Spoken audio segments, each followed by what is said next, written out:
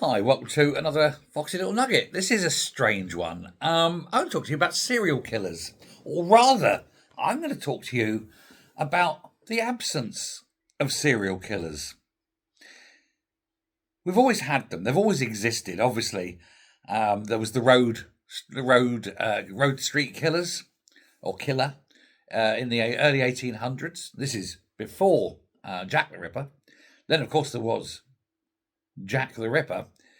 Um, but there's been many, Christie, for example, the Yorkshire Ripper. These are just the British ones. America, though, had an absolute wealth of them. There was Fish, there was Gain, John Wayne Gacy, um, BTK. There's just so many, Green River Killer. There's just so many. But why have we not got any today? Why are there so few? There's actually one, the Long Island Killer, who's yet to be sentenced. He's currently being held, but he's about to be sentenced. Now, not many, are there? There's not as many today as there used to be. Now, the FBI themselves said the peak was in the early to mid 70s. And ever since then, they've declined. Now, I've sort of looked at this and I thought, well, what? I saw the piece that said about this decline. And I thought, well, why? So I've actually gone and looked and done a little bit of research. And apparently, there's three reasons why serial killers, while there are still some, but their numbers have fallen dramatically. And the three main reasons are there, and I'm going to go through them. But one of them is actually astonishing. Well, we'll start with the simplest one. The easiest reason why is DNA. Obviously, throughout the 70s and 80s, we didn't have DNA. You had blood groups, but that's as accurate as it could be.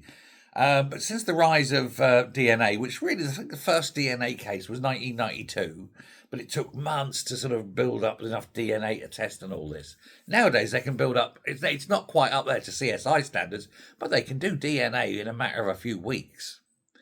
From the tiniest sample, they can get enough they can test it. And then, of course, the matching. If they've got a DNA that they can measure out, within a couple of days, and it's on a database of millions, and then they can match it to the database, then yeah, I mean, you can find someone once you actually got the samples tested relatively quickly. So a DNA database has basically stopped serial killers becoming serial killers because they've been caught after their first kill or maybe their second kill. You need to have three. I did a short film about this, and I played a serial killer. And it was like an AA meeting for serial killers, and one of the killers in there, well, they'd only done two, but we were going to help her get through it to the third. But it's, how can we put this? It's the DNA has actually stopped a lot of the serial killers becoming serial killers. They've been stopped after one or two. That's a big help. Another reason, though, is psychiatric.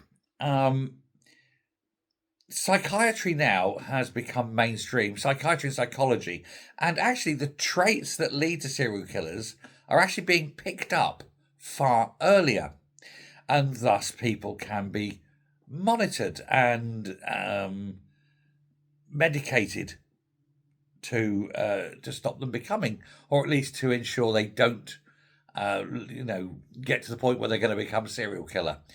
That in itself is a major achievement, a major marker forward. But the third reason, and this is the one that absolutely blew my mind, and it's not only one of the reasons why there's fewer serial killers, it's also one of the reasons why we live in now what is generally regarded as one of the safest periods of human history in terms of crime, to a point, and I will address, and one where the statistical data it is astonishingly accurate, and it can be shown time and time and time again. And it is simply this: lead. Specifically, lead in petrol. Now, previously you used to use lead to stop engines knocking, as it's called, but substitutes to lead have been found. And there's been a massive, massive reduction in the violence within societies after lead was removed from fuel. Now, not all societies had their lead removed at the same time. In Britain, it started happening in the mid to late 80s, for example. In Germany, it happened in the early 80s. And correspondingly, what you get is a graph of lead in petrol, levels. No, it's levels of violence, right? And then you have a line. You say, right, this is the line they took lead out of petrol. So let's say that this is the year. So you had high levels of violence. This is the year they took the lead out of the fuel, and the violence continues for about 18 to 20 years, and then violence falls off.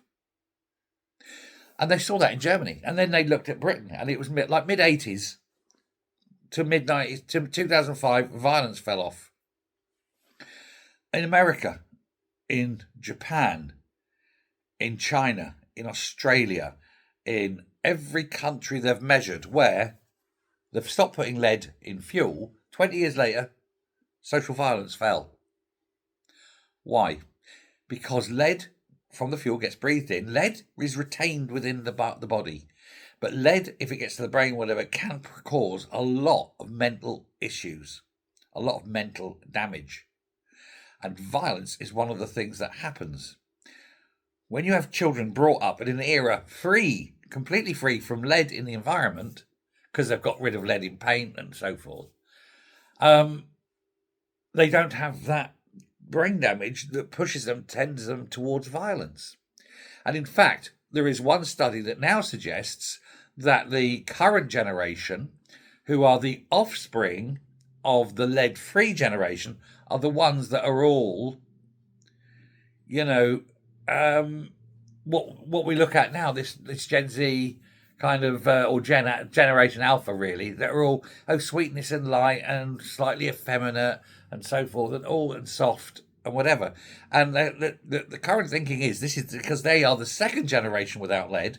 So the first generation without lead weren't violent. And so but they were raised with violence.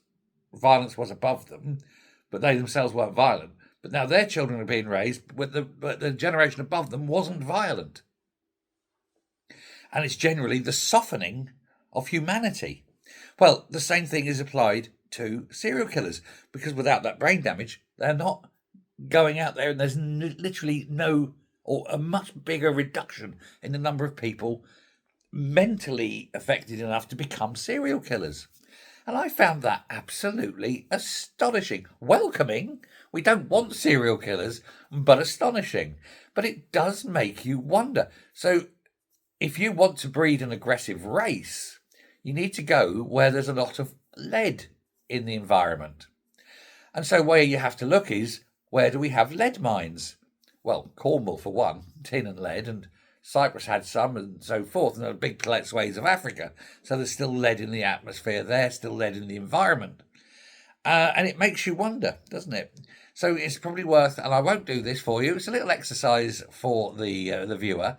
Go and look where all the lead mines in the world are, and then look at the levels of violence associated with them. Perhaps we should just stop using lead everywhere. And I know it's useful for coving on roofs and in batteries, but how about not? How about we just abandon and close all lead mines? And don't even get me started on cadmium or mercury or anything else. There's so many dangerous things. We should go back to a simpler life and build things out of wood. I'd like to see how SpaceX makes $1 trillion then. Here we go, a wooden rocket. Good luck, Elon. Anyway, there we go. Thanks very much. I was just, fascinated by the fact that lead has caused so much violence over the years. And when you remove it, society becomes a lot nicer, or at least a lot less violent. I, of course, came from the lead generation. It's too late for me, but maybe not too late for our grandkids. Although if we need to defend the country, we might need to start force feeding them pencils. I know. Thanks very much. Bye.